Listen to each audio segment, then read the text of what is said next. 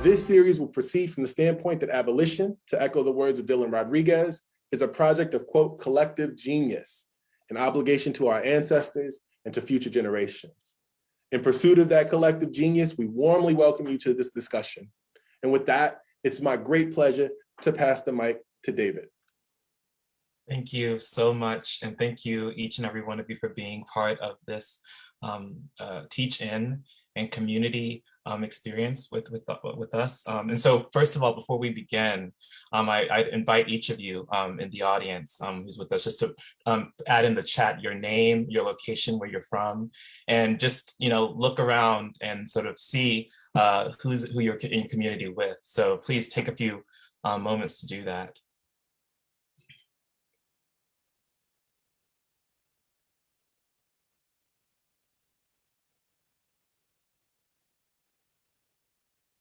It's so amazing to see so many friends and comrades from all over the country in this teaching with us today. So again, good afternoon. We are so excited to be in a conversation with Dan Berger and Clifton Sky Williamson. Dan Berger is an interdisciplinary historian focusing on critical race theory, 20th century US social movements, and critical prison studies. His research pursues a human accounting of how freedom and violence have shaped the United States in the 20th century and continue to influence the world. Much of his work concerns the carceral state, including the diverse ways in which imprisonment has shaped social movements, racism, and American politics since World War II. An associate professor of comparative ethnic studies at the University of Washington, Bothell, Berger curates the Washington Prison History Project, a digital archive of prisoner activism and prison policy in Washington state.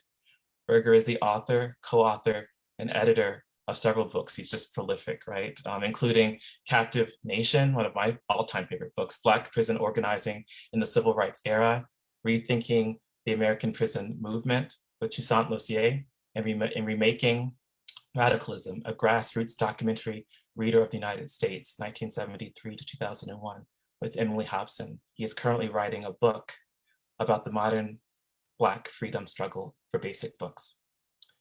And we are so gifted to have with us today Clifton Sky Williamson, who spent the last 15 years of his 25 years in New York State prison as an activist operating inside our criminal injustice system. As an activist behind the wall, Sky worked in subversive defiance of the prison's culture of sabotaging the establishment and growth of programs capable of actually improving and saving the lives of incarcerated people. Sky forged collaborative alliances with individuals, groups, organizations to realize his vision to implement rehabilitation projects that empowered incarcerated human beings to be agents of their own transformations. His projects have included GED tutoring, the Phoenix Players, an empathy-based theater group, and trauma and wellness workshops. Additionally, Sky co-founded a nonprofit mentorship organization. While incarcerated, Sky was a student in Cornell University's CPEP and Bard College's BPI, both higher education programs. He earned an associate's degree, a bachelor's degree in mathematics, and continued his education in computer science. Sky was granted executive clemency by the governor of New York and released on February 1st, 2021. The recipient of an activist grant upon his release, Sky is presently expanding his organization's capacity to serve the needs of incarcerated men and women, while also beginning his work as a decarceration strategist. So again, we are just so honored to have you, both of you here with us.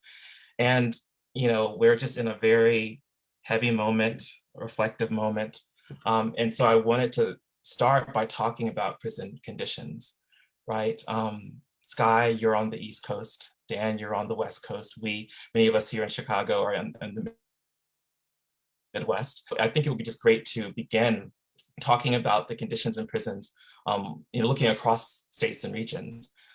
So Sky and Dan, you're, New York and Washington State. So, I'd like to start with, what are the conditions in the prisons where you're located and sort of what's happening with regard to activism that you're involved in and that you know about. So Sky, would you start, and then Dan after that?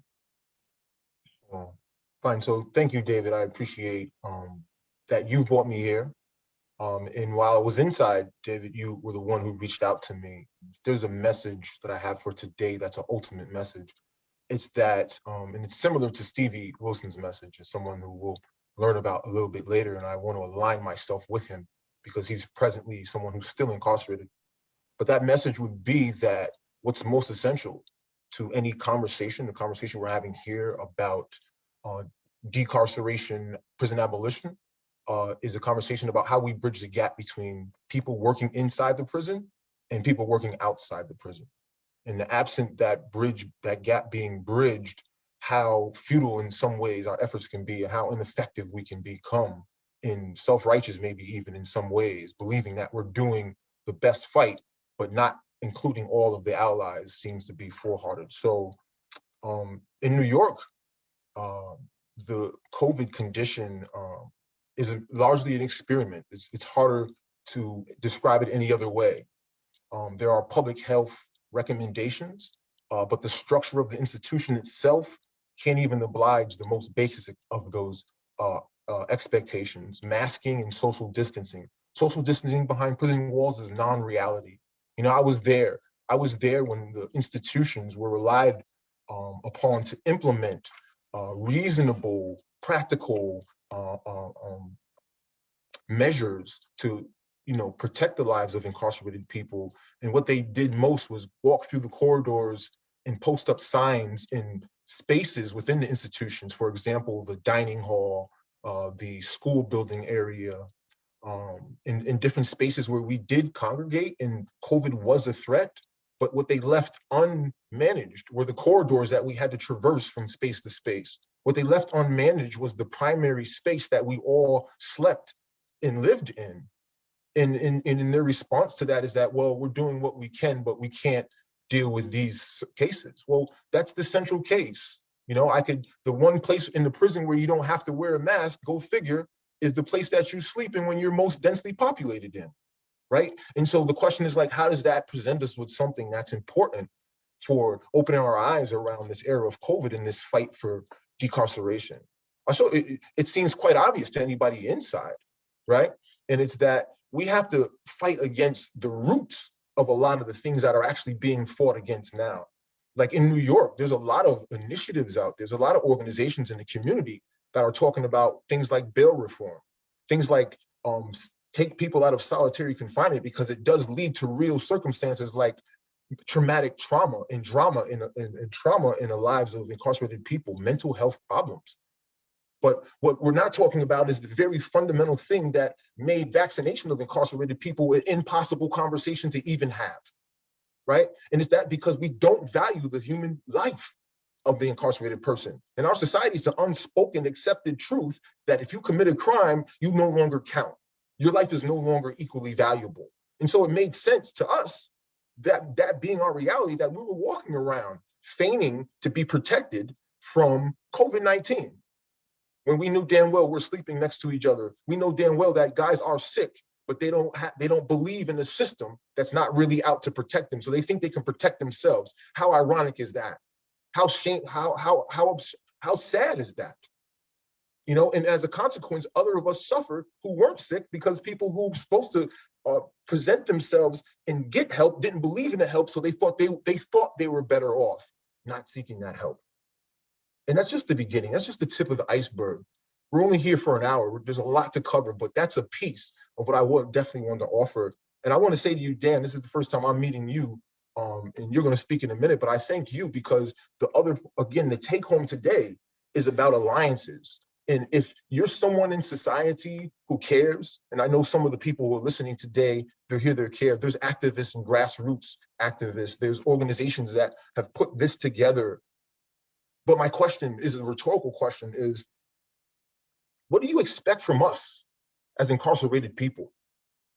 And if you haven't thought about that question, and if you've thought about it, but you haven't drawn it out to its extension, its logical extension, and drew some conclusions around it, then I say, what are you doing? Is what you're doing an act of hubris? Is what you're doing something you do out of ignorance? Is what you do for yourself and your own self-guilt? Or is what you're doing the best you can do because you don't know how to make a connection with someone behind the wall? You don't know how to find the leaders behind the wall who are actually doing the fight that you're doing, but inside. We're no different from you. We're strategists too. We're just locked inside. And if you're outside, I want to put my ear to the wall and hear the beat. I want to hear that you're chopping away at those walls in the way in which I'm being subversive. Because I'm ready. If you put something through that wall, I will grab it. There's men inside and women inside. We will be prepared to grab it. But we can't coordinate if you're not reaching. And we don't have those resources. And so with that, I'll pass. Go ahead, David. Thank you. Dan?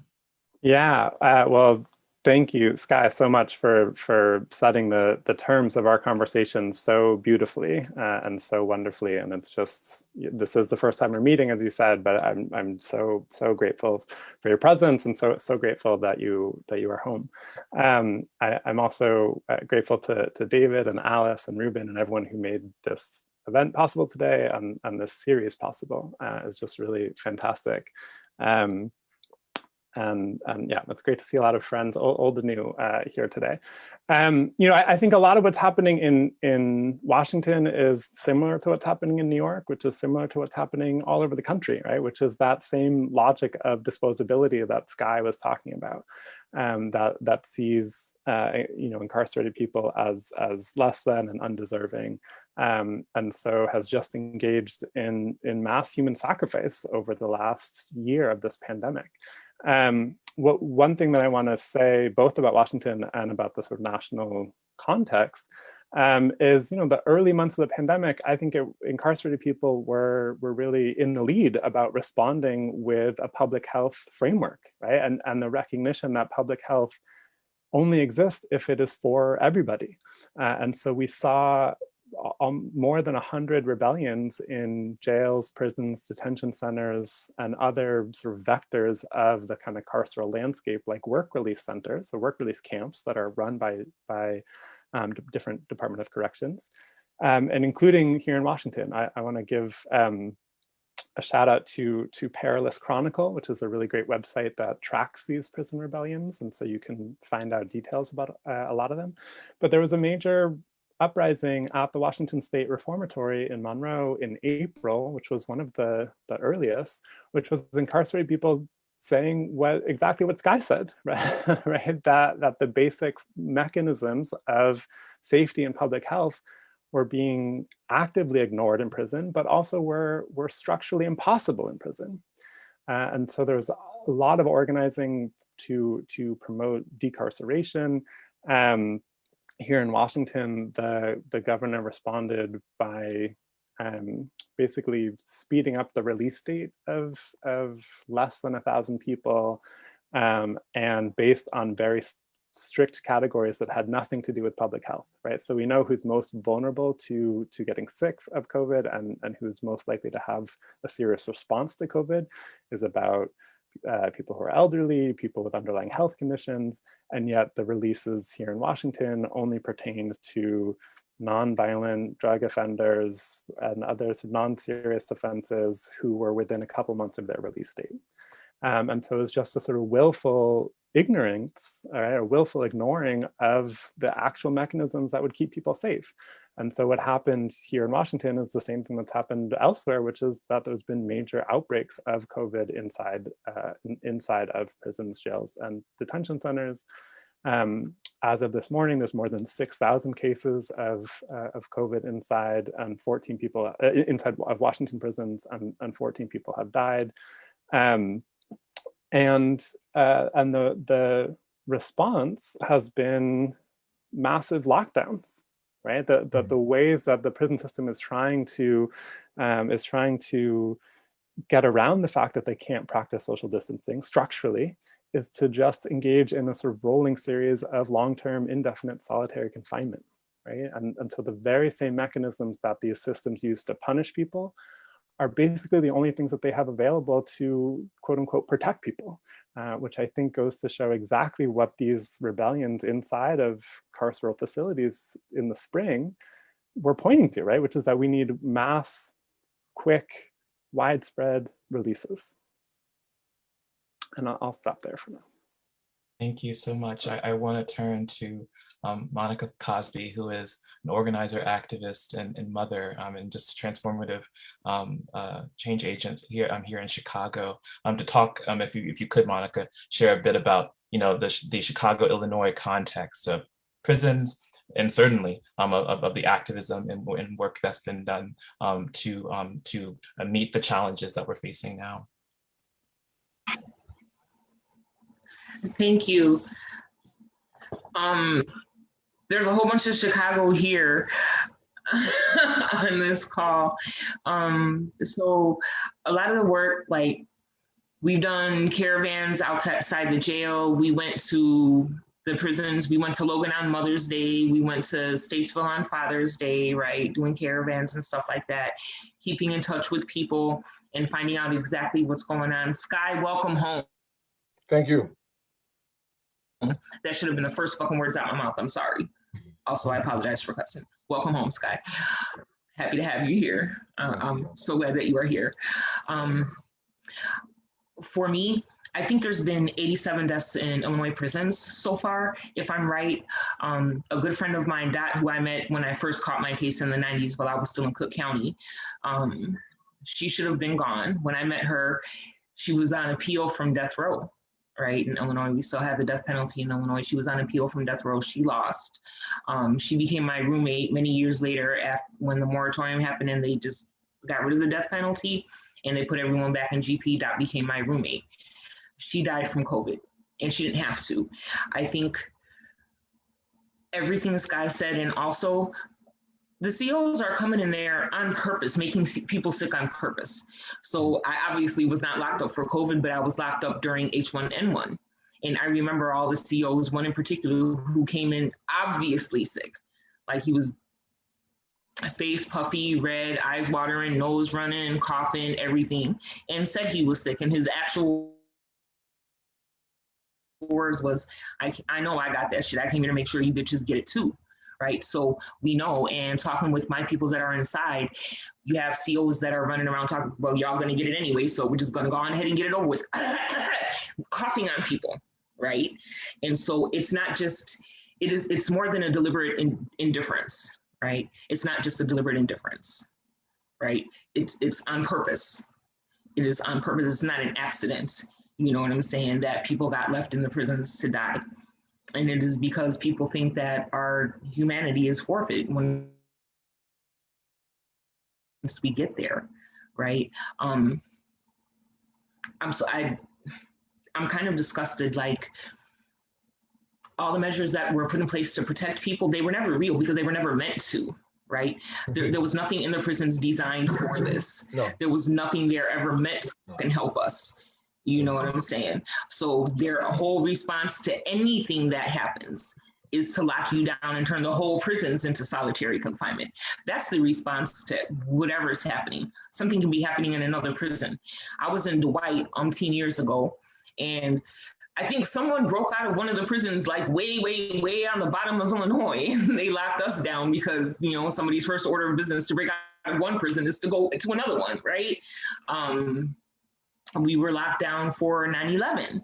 Their response is to lock us down for everything. Their response is not to fucking help, right? The only reason people that in prison were able to get vaccinated is because people came out and fought. Alan, I know you're on here somewhere, Alan Mills, and a whole bunch of more folks from Chicago, right? So this is not even me organizing. This is Chicago and everybody in Illinois and everybody everywhere else and people following the lead of people in prison, like, hey. And it's also doing what we can to educate folks in prison about getting a potential vaccine. You know what I'm saying? Because like, it ain't like ain't nobody got no reason to trust the medical care in prisons, right? It's not like there's no history of experimentation on Black folks and prisoners and shit. You know what I'm saying? So it's getting information inside to people inside that are reliable, getting reliable information inside and getting it to reliable people. And we can't do any of that, like, if we're not in touch with people in the prisons, if we're not in community with people in prisons, right? And I think I don't want to take up all this time. I have some question about the difference between like being in community with versus being an ally to, right? If you're really, really in community with me, then you know you ain't free unless I'm free. You're not healthy unless I'm healthy. So we have to be in solidarity with each other, right? And I think that's some of it right there. Like, most people in the prisons, even aside from COVID, most people in prison, no matter what they're in prison for, are getting out one day. We're coming back. Most people are coming back. You know what I'm saying? So it's remembering that. How do you want us when we get here? So stop forgetting about us while we're there. Be in community with us. Like, we're only in prison. We're not on a whole nother planet. It feels like it. You know what I'm saying? But we don't have to get on a space shuttle to go see somebody in the prison. You know what I'm saying? If you got it like that, drive to see somebody in prison. Do the video visits if you don't. You know what I'm saying? Make phone calls available. Write to people. You know what I'm saying? But be in community with us. Thank you so much, Monica. Sky, Dan, I definitely want to make sure that you have an opportunity to respond. Yeah. So I first say thank you, Monica, for that. Your greetings, and it's beautiful to be home, to be with my family and the people that I care. And part of that beauty is also to now have capacity. As someone on the inside who worked in the way that I worked and was a part of a cohort of men inside who were programming, we literally looked at the problem set. My background is in mathematics and I love computer science, so we're often looking at things as a way of the solution, right? When we looked at like the efforts of going on with criminal justice and advocacy, we're asking questions. You sort of create a tree in your vision, if you can, and a tree has a set of roots in the ground, and that root is its source of sustenance. This fictive tree, this carceral state tree that we're talking about, has the capacity to regenerate itself.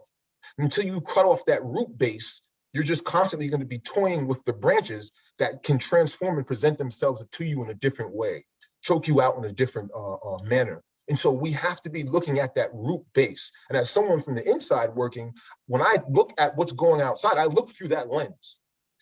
There's a part of me that I'm quite gracious and thankful for any effort that anybody can make, but not all efforts are equal, right? And if this conversation here is today to have me explain to you detail for detail what's going on inside, I'm going to fail you there, right? Because that's not my job. That's not my duty to the men that I left behind isn't to go in there and detail what we've been through. Just like the sister said, Monica, you can go in there. You got resources. You have an agenda. You have people who you work with.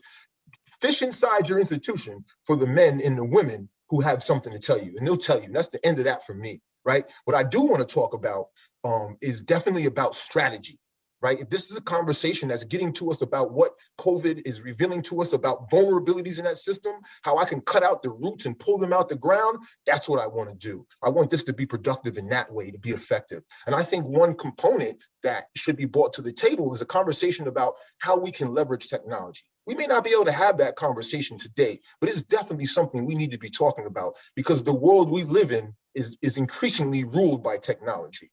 And that technology cuts in both directions. It both harms us and it hurts us. Are we having a conversation about the way in which technology can be leveraged to serve this effort of advocacy for decarceration and abolition? And I think that there's yes, and I have ideas, and men inside have ideas, right? But the other thing is that any effort for carceral reform, so let me say this, that in science, in computer science, they have machine learning, AI. Everybody knows that AI is this awesome thing, and pattern recognition can represent human faces and distinguish them, right? But the important thing about that is that AI is picking up on the distinguishing features of human faces. What makes a human face unique and different from other faces, right? And it's those collection of features that we want to look at in the carceral system, right? Because it's some subset of those features are regenerating the harm that this larger system is producing. Can we focus on that subset of regenerating figures? Because our efforts as a collective community needs to be focused on those sources of things. And some of the hard truth we may have to face is that some of our efforts are not focused on the most important things.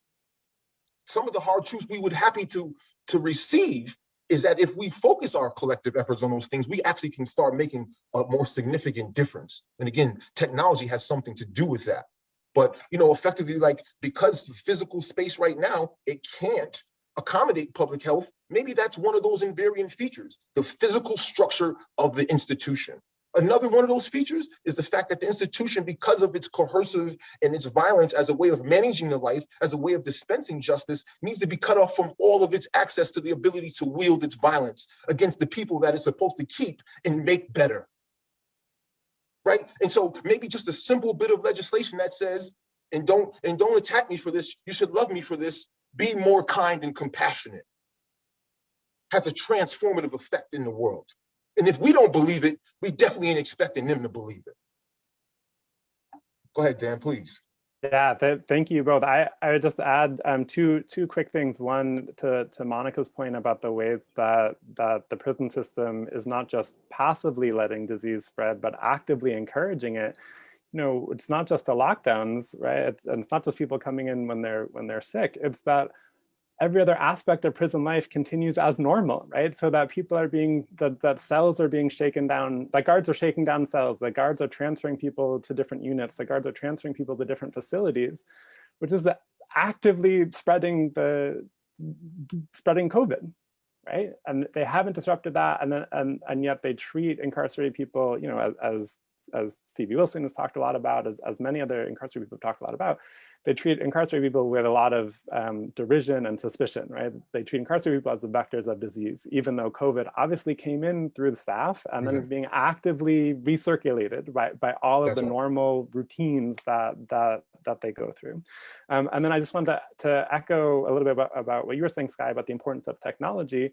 You know, because of the massive lockdowns, because programming and visits have largely been canceled for a year, it's increased the importance of technology for incarcerated people, which is totally privatized, is totally run by companies like JPay and which is part of Securus and Global Tellink, who are not only bilking incarcerated people and their loved ones to support that, but also have all kinds of restrictions about the use of those devices, about you know, about what they can and can't be used for. And so I think the fight for a free and fair and universal access to technology is really a centerpiece of what abolition and decarceration looks like in this moment.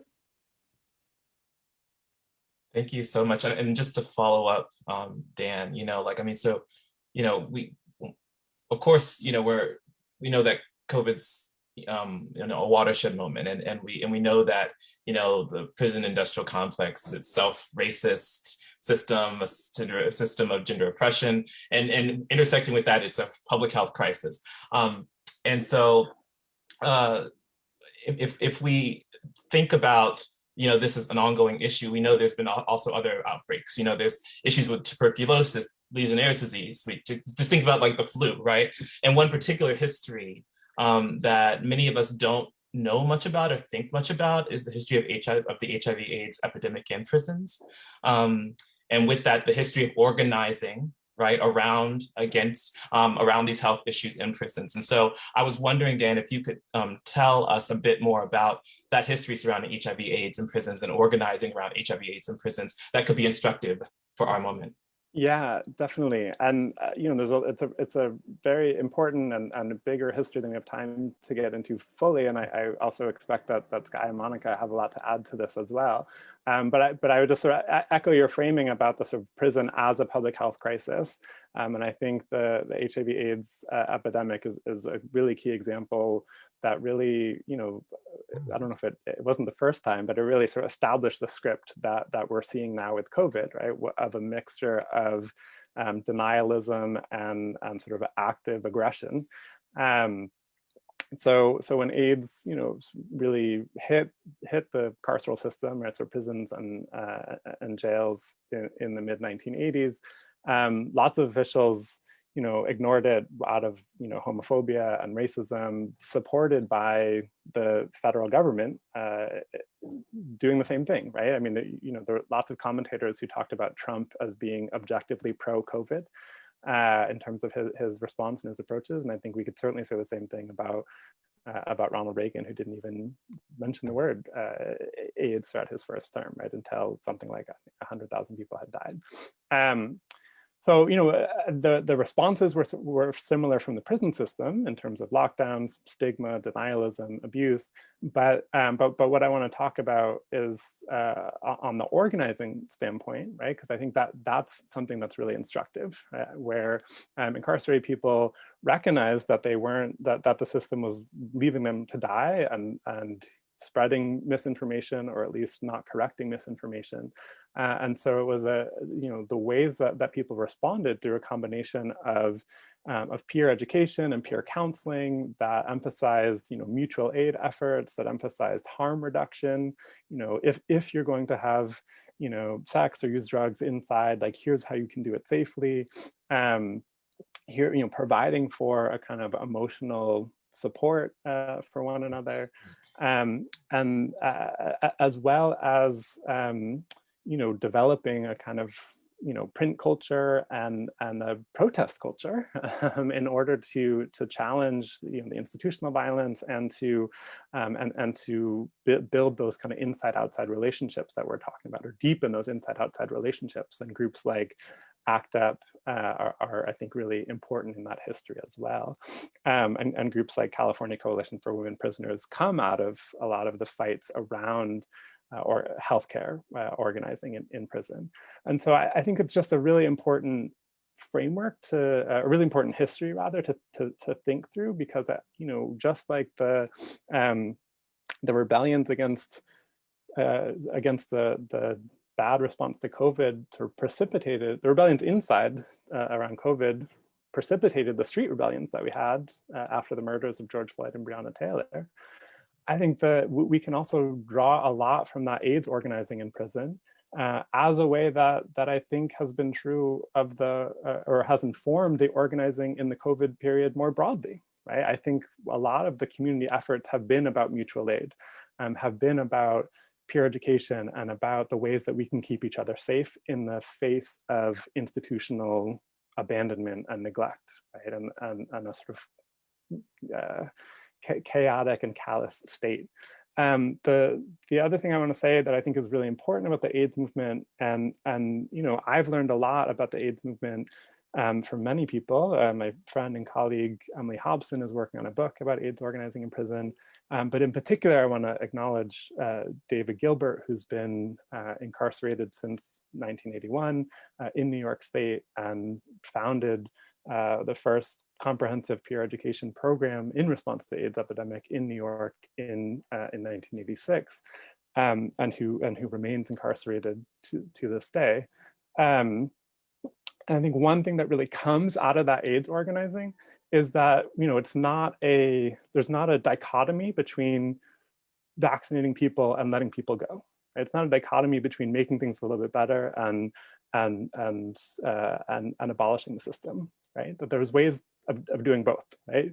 When we should be vaccinating incarcerated people and letting them go, right? Right? That can happen, that there's the infrastructure for that, and that we need to do that. And I think the AIDS movement is really instructive about how you join the kind of immediacy of abolition with the far-reaching horizon of abolition. Thank you so much, Dan. And I think just underlining what you said. So I grew up an hour away from Angola prison, and I was doing some archival work, as people do when they try to get their degree. And I was looking at just the massive amounts of peer education and mobilization work that was had been done in Angola. And just as someone who's from the South, I don't think that we always think about that work that's done, that hard, long-standing work that's done by Black people, brown people in prisons in the South as being really, really instructive for the work that we are doing today. And so with that, and I think, Sky, you brought up the importance of strategy. Dan, you were talking about mutual aid efforts and peer education. I wanted to really bring into the space now that the fact that we are in a different place today than we were a year ago. Many of us organizing on the outside. We were going in, we were able to be in community, we were able to, at least when the times when we were there, in prisons, bear witness, and that was really important. And so we're wondering kind of, how to be in solidarity, how to appropriately think through, the issues of the current time. And at the same time, there is a kind of need to think about what to the question of, what do we expect of one another? And I want to bring into, sort of echoing the work of scholar Dylan Rodriguez, who Professor Miller brought up before, who makes the case, that we should, about how we should think about abolition, right? And he says, abolition is an ethical and historical obligation to our ancestors, to future generations, to those who are in places, situations of particular vulnerability in the current moment, right? And so I want to ask that for all of us here today, right? To think about, how our idea of abolition might be in a place of change right now, right? Around what is our obligation to others, right? What is our obligation to people who are behind the wall? What does that mean? And so we can just think, we can sort of just sit with that question and reflect. As part of generating that reflection, we're going to listen to a 9-minute recording of Stevie Wilson. Stevie is a Black abolitionist, writer, thinker, visionary. And in the recording, Stevie poses a challenge, right, to both people inside and outside, wanting people on the inside of prison to study more, he says, wanting people on the outside to create more materials, to engage people and to really be critical about, who are we in relationship with when we say that we're part of this movement. So, but certainly before we play the recording, though, I wanted to ask Dan if you could provide a bit more context about Stevie, his work, and the recording, if you would like. Yeah, thanks.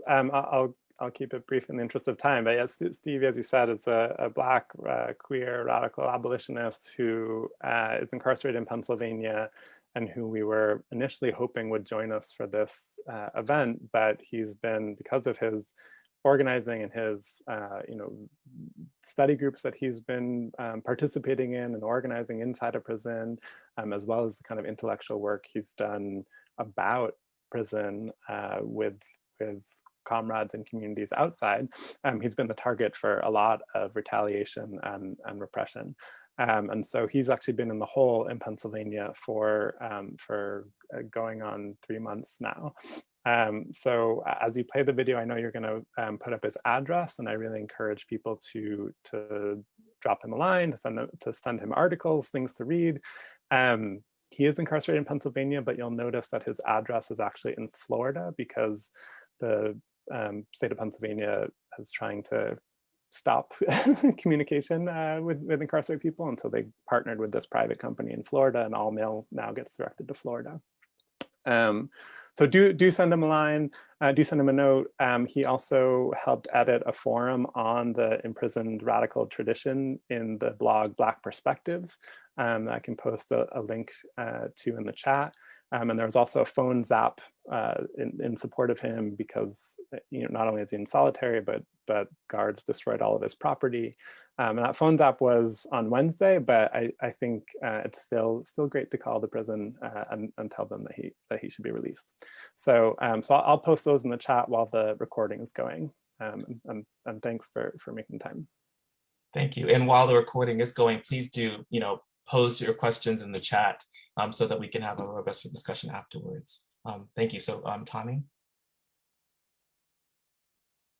Okay, so this is Stevie, and I wanted to thank Alex Kim and Dan Berger for inviting me to be a part of the conversation.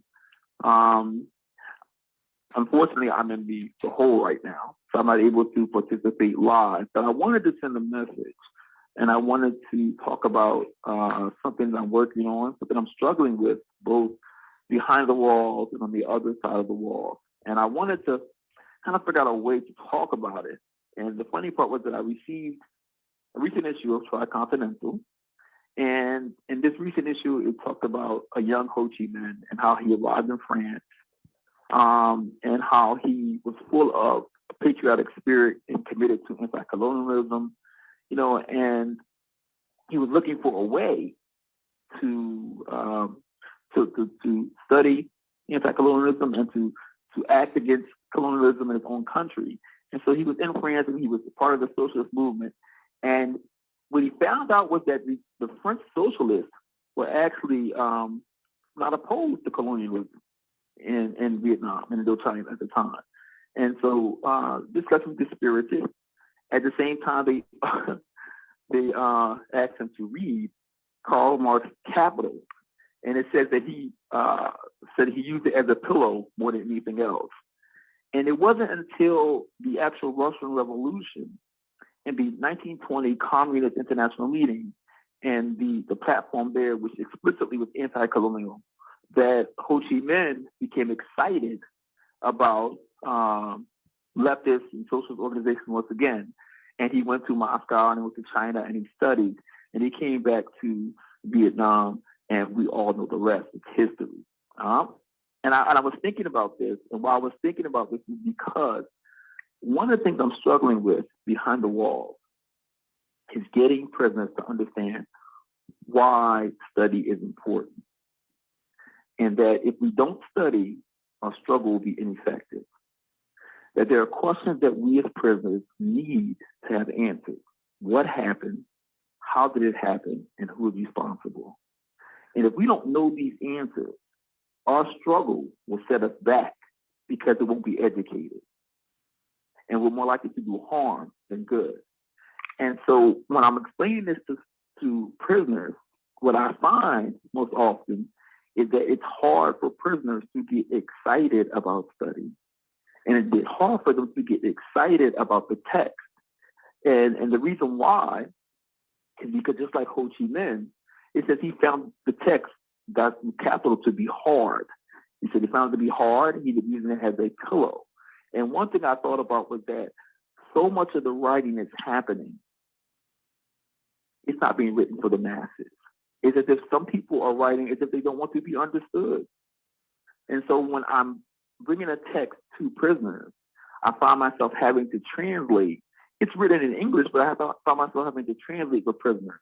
And this makes it more difficult for prisoners to find a way into the text. And also, at the same time, I find that many of the arguments that we're having or the debates they're having are not about the frontline issues that prisoners are concerned with. These are these intellectual debates that are taking place, and I find that they're not reflective of the needs and concerns of the prisoners, the people most impacted. And so I can see why oftentimes if you give a prisoner a book, that prisoner would be using that book as a pillow instead of actually reading it.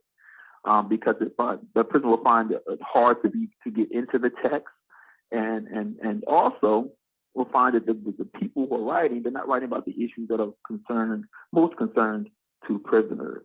And so from one perspective, I'm having difficulty with materials that are accessible and that are reflective of the needs and concerns of prisoners. So I would hope that people outside would understand that, and that people will begin to write materials that are accessible to the masses. Because if we don't have materials accessible to the masses, we're not going to win anyway. So we have to have the masses as part of our movement. And we need to have material that actually reflects the priorities of the people most impacted. So that's one thing I want to talk about. I wanted to actually express, because I hope that people will begin to make it easier for me inside as I do this work of building study groups and trying to get people excited about studying so that we can struggle effectively. On the other side, the same thing with the Ho Chi Minh story was that when he went to France, and what was important to him was anti-colonialism. That was important to him. And he was amongst the French socialists. And this was not important to them. And so therefore he felt dispirited. He felt like, what am I doing here? And so I mention this because, once again, I find that a lot of people outside, activists and allies, they raise issues that may not be the most important to prisoners, but they expect prisoners to be excited about these issues. And they wonder why we're not. And part of the problem is because we're not connected to each other, really connected and listening to each other. I'm doing a project right now about work. And the reason what inspired me to do this project called Working Us is because I kept hearing people talking about prison labor.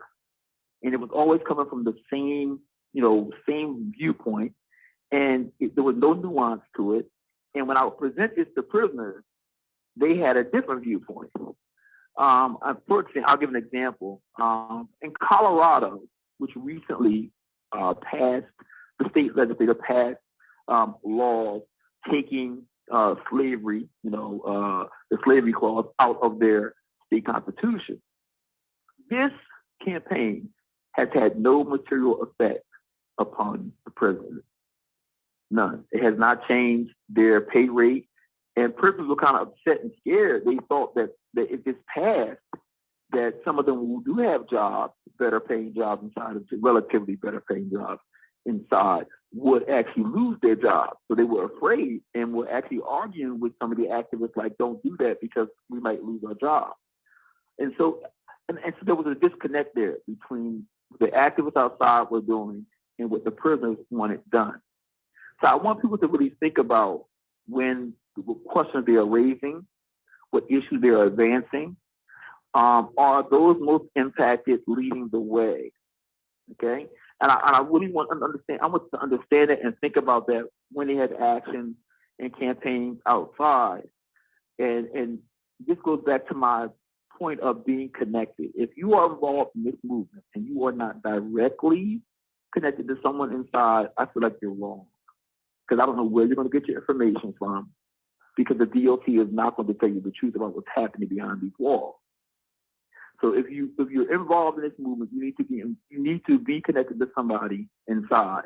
And if you're going to work on a campaign or issue, okay, in a particular region, please be involved with the people, directly involved with the people in that region, and let them tell you what their concerns and issues are. And you will find that when your actions, your striving, and the issues you put forward are reflective of the concerns and priorities of those most impacted, you will find the prisoners more on board and more active and involved. So from both perspectives, I'm trying to get people inside to study more so we can be more effective in our struggle. And I'm trying to get people on the other side to create materials that prisoners can find a way into. Create materials that prisoners can get excited about and can learn from, so they don't use them as pillows. and so that we can become involved in this struggle and we can work together to bring about a more just and equitable world. And so that's kind of what I wanted to express to people there. I'm always looking to be connected to people, and I would love to get feedback from anyone. I'm pretty sure Dan could share my address, but I would love to hear from people and what they have to say about this issue. So thank you so much for allowing me to be a part of the conversation.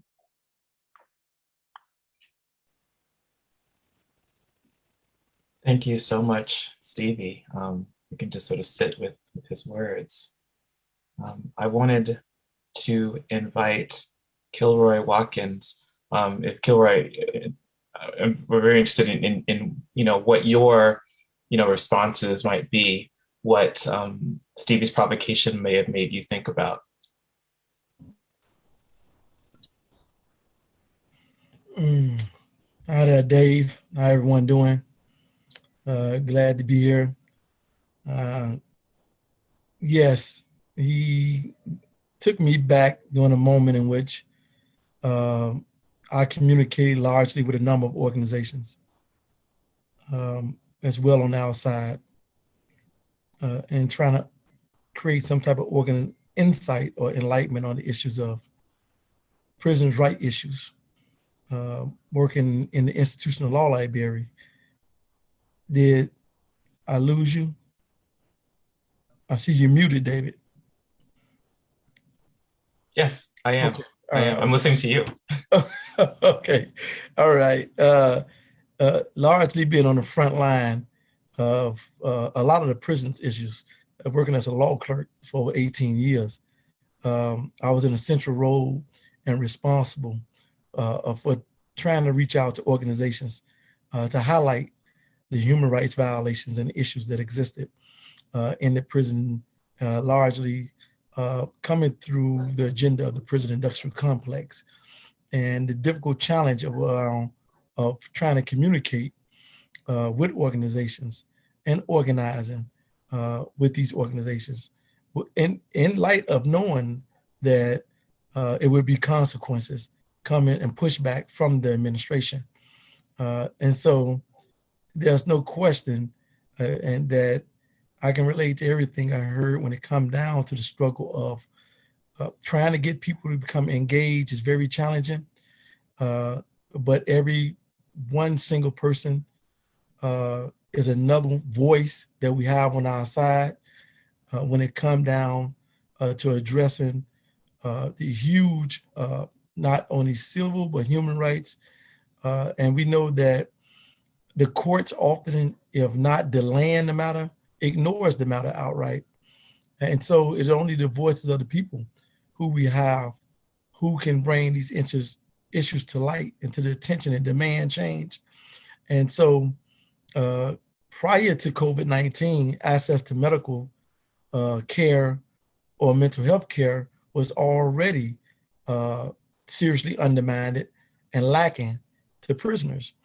COVID, the pandemic itself, just highlighting an already horrendous oppressive situation, right? And so I can't tell you now the number of lawsuits that probably exist against the Illinois Department of Corrections, all connected to failure to provide meaningful health care or access to the courts.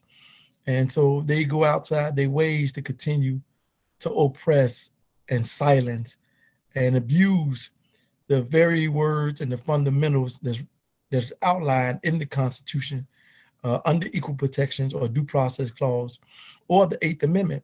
I think there's a number of attorneys probably on this call that can attest that the Eighth Amendment, cruel and unusual punishment, has been watered down so severely that in order for someone to meet the high standard of cruel and unusual punishment, it would have to come on the back of clear, extreme, or close to death itself, right? For example, we didn't file grievances on the inside. Well, they didn't lock incarcerated people in cells that did not have operative toilets or sinks running water. And they would simply say, well, we can do this as long as we're doing something to bring about a change in the near future. Not now, but the court would let us get away if we simply say we're working around getting to it. So we're saying what, tomorrow, next week, next month? And so that's what we mean by delay, which often lead to abuse. Thanks, Dave. Thank you. I will ask one question from Michael, which I think is very, very, very on point with the theme of what we've been discussing so far, which is, what are the tangible steps that we can take to evolve our understanding of punishment in this society? So Sky, Dan, Kilroy, Monica, any ideas, responses to that important question? He wants, could you say that again? Let me turn my. Of course. What are the tangible steps we can take to evolve our understanding of punishment in this society? Tangible steps we can take. Okay. So yeah, the tangible steps, so we're talking about evolution, right? And so I like the use of the term because evolution is a long-term thing, right? Evolution doesn't happen overnight. And so we have to understand that we need to steel ourselves for a long-term effort, right? And so that's the context for a conversation about getting a system as large and as well rehearsed as ours in executing and administering violence in the name of justice. And we're really asking a question framed that way. How do we get them to turn around and see things different, right? And that is a longitudinal agenda. And it starts, luckily for us, with one-to-one human contact that is modeling for the people inside first and for one another, a way of having a relationship, because the system only works for the people, right? They do things in the name of the people. None of us have signed on to the system doing things for its own sake. They do things for our sake. And so that very basic education around how to develop relationships with people inside, because it's through those relationships that we start to proliferate things that matter about our basic humanity. Without those basic relationships, we don't access transformation.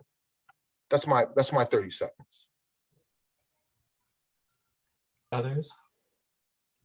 And if I can jump in real quick, I would simply say tangible, what can be real tangible actions to address the aspect of punishment. I think the only thing that comes to mind is to hold elected officials accountable to the language of the Illinois Constitution, which is already written and has been there for hundreds, I believe a little bit over a century now, if not a few centuries. If you're going to deal with the system of incarceration, then, or punishment, as you say, then when you sentence or convict an individual, you must do it in a good spirit, not an evil spirit. And that spirit is to restore them back to useful citizenship. So you got to have a system that's bent on restoring human beings back to a society, and so that society can only improve in moving forward. You don't, the system does. Okay. Yeah, I'm back. Sorry about that. And so we don't benefit at all, none of us. And I think this is what society as a whole got to realize, who be streaming about punishment, is that punishment without the language of the forefathers is the fact that we as citizens is at our best is when we reach out and connect and be concerned about the weakest among our society and not the strongest among our society. So therefore, we got to always be mindful of holding politicians and lawmakers accountable, that you can't do things and say it's in the best interest of us all if it causes harm to the weakest of our society and not the strongest of our society. Right. Thank you. Right, exactly. Monica, I don't know if you had a... All of that, Jory. I wanted to go back to something Stevie was saying in terms of organizing out here, not always reflecting the shit that we actually want in the prison, right? Specifically about jobs. So I remember talking to some of my girls inside, and because, you know, we talk about prison labor and all the stuff. At its base, any kind of program in the prison, whether it's a job assignment, a school assignment, or like the little other, like I was in the theater troupe, right? So whatever it is, that's a chance first and foremost to get out your motherfucking cell, right? And people was concerned about that. So they're like, well, IDOC's response is gonna be just to fire fucking everybody. Then what the fuck do we do all day, you know? So like that's a legitimate concern that got in some spaces kind of dismissed because, you know, you're doing prison labor and people in prison, some of us were like, well, I'm on something to do. I don't want to play pinochle all day. I don't want to be on lockdown all day. I might as well be in SEG all day, right? They're like, we can get rid of the PLRA, for instance, right? This is a concern about for a lot of folks, you know, so we send the PLRA. Voting rights, like we should be able to vote in prison, you know? And so there are some people hollering about that, but there are just, and a lot, so the sentiment seems to be in some spaces like, we're just supposed to be so grateful that somebody lets us say something, you know what I'm saying? And that's not cool. That is not cool. It's, I don't know if gatekeeping is the right word for that. I'm not sure, but it's something, because if 90% of folks are like, this is our concern in the prison, You know what I'm saying? And those of us that are out here trying to reflect those concerns, and in other spaces, people are like, well, that's not really our concern out here. You're not, that's the whole thing. You're not in the prison, so you don't get to determine exactly what affects us in the prison and what we want in the prison. You know what I'm saying? Like, I'm a whole abolitionist, but I'm also, the prisons ain't going nowhere tomorrow. There's people in the motherfuckers right now, you know? When I was talking earlier about like CEOs making people sick on purpose, this is how bad it is. On Father's Day, or ILCHEP and a whole bunch of other organizations, right? They sent thousands and thousands of gallons of sanitizer to the prisons, right? Alice, like, so all this stuff happened. We sent sanitizer to the prisons, masks to the prisons. When I pulled up on Mother's Day to Logan, they were like, "Why are you bringing this here? Y'all knew we were coming. We had to fight with IDOC just to be able to get that shit in there. The shit that was going to actually help people, you know what I'm saying? Help protect people from COVID a little bit, because we all know you can't socially distance, right? And so it's saying these things out loud publicly like a motherfucker, and having people calling again, being in community with people. There was another question that I wanted to answer and I lost my train of thought. I wanted to go back to that one real quick because I think that's the thing. To me, it comes back to being in community and not being willing to throw folks away. Like in terms of sentencing and long-term sentencing, we can't keep throwing folks away, right? And we have this sentiment like we do it easy. I have a friend that was asking me about cancel culture. I'm not sure really what it is. I'm pretty sure it's real because like we cancel motherfuckers in prison all the time. You know what I'm saying? That's why we have the death penalty in so many places. That's why we have life in prison in so many places and 85-year sentences. You know what I'm saying? So I think cancel culture is real. I don't know if that's exactly the same thing as the way people are talking about it out here, but I think it's gotta be, because if it wasn't at its base, we wouldn't have motherfucking sentencing for like, you can give somebody 99 years and a life sentence and then another concurrent sentence for a little petty ass drug case on top of that. You see what I'm saying? So I feel like cancel culture is real. I also think in terms of being in community, and not just for COVID, but for all the time, being in community with folks that are locked up and really truly supporting people and coming back, making spaces. And I mean housing, but I mean all the things that come with housing. Housing should be the place where you can heal and think and plan and learn and plan and think some more, right? And so it's gotta be, we have to have that. We have to have that. And housing looks different for different folks in different communities, you know what I'm saying? Like somebody coming out of prison with no dependents, you might be fine with just like a little studio, you know what I'm saying? Somebody coming out of prison and they're coming back to raise their children or their grandchildren, you might need a little more space and a little more support. But it's determining exactly what that is for the people coming out and making sure that they have that, right? And making sure they have that in a way that it's not coercive when you ain't got to kiss nobody's ass, you know what I'm saying, to get the help that you need, and just be in community with folks as opposed to being allies. There's something about the ally language ally means like that's beneficial to both parties, right? Both parties are going to get something out of that. If it stops being beneficial to a party, you know what I'm saying, how long are you going to be my ally if the things that are helping me you perceive as taking something from you? You know what I'm saying? When you're in community, like, we know I ain't good if you're not good. You're not good if I'm not good. So we kind of in this shit together, you know? And it's just for me, it's like remembering that everybody that's in prison right now came the fuck from out here somewhere. You know, we didn't originate in the prison as a fully formed being. We didn't just poof into prison on a prison bunk. That's not where we came into being. It's where I learned a whole lot, you know, but I went to prison from Chicago. You know what I'm saying? When I got out of prison, I came back to Chicago. Everybody that's in prison right now went to prison from some fucking where, and they're coming back, you know? And for the people that don't have an out date, we fighting like a motherfucker to bring them home too. And it's doing that all the time. It's working to keep folks from going to prison, working to get folks out and keep them out and all the stuff. And I don't have anything more original to say than anybody else on here. Like, I get to be on here with geniuses. Sometimes I just get overwhelmed and starstruck by the people that I get to do this work with. And that is the thing, because the work itself does not bring me any kind of joy. It really doesn't. I'm not supposed to have to be doing any of this shit. I'm not supposed to be having to find people safe housing that are always fleeing from violence or anything like that. But that I get to do this with people that have so much love and compassion and anger. It's like, this is a lot of why we do this too, because we're mad as hell because shit ain't supposed to be like this. And I get to work with people that feel like I feel, think what I think, that I get to learn from. I'm in community with like awesome folks, and I'm not doing this by myself, like not at all. And that is the thing that gives me joy, but the work itself, it does not.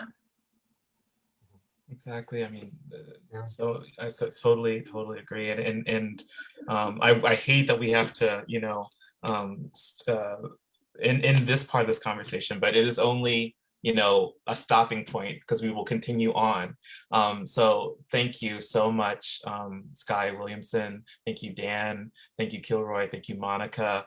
Thank you to our sponsors. Thank you to all of you on the Zoom call. It has been beautiful being in community with you. Thank you so much. Take care.